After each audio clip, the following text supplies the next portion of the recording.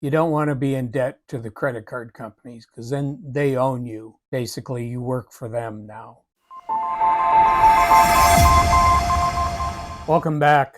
This is a short video because it's one of the shortest chapters, if not the shortest, in my book, Understanding Money. It's on the topic of credit.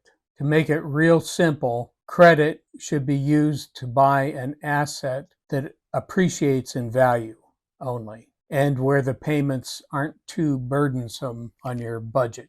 If the asset appreciates in value, like a house in a good neighborhood or a piece of machinery for a business that earns you money, it's definitely an okay type of credit to have. And credit can be used for something that you simply haven't had time to save up for, like a car, but it doesn't have to be a brand new car. It can be one that's a couple years old where the last guy took all the depreciation on it. So credit should not be used routinely or as your first choice when buying things. Where credit is a bad choice is things that depreciate in value or are just consumed up, like vacations, living expenses, and so forth. Things that really make a lousy use of credit are cars, boats, vacations, things like that. It can be a good idea to use a credit card for everyday expenses and online purchases.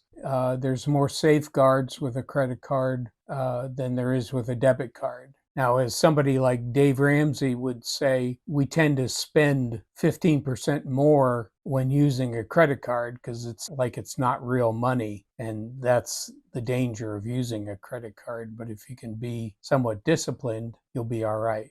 And obviously, for a credit card, your goal would be to pay it off every month. So don't charge more than you can pay off the next month. And when you make a payment on a credit card, you should always pay it early because those credit card companies take their sweet old time about applying your payment and thereby causing late fees. So you don't want to set your payment to be right on the due date. You want to pay it early. So that's really all you need to know about credit, unless you're already in a lot of deep debt, in which case you're going to sort of abandon some of my 15% rules and you're going to apply everything you can, cutting all your expenses as far as you can to pay down that debt. And then you can get yourself on a regular savings program.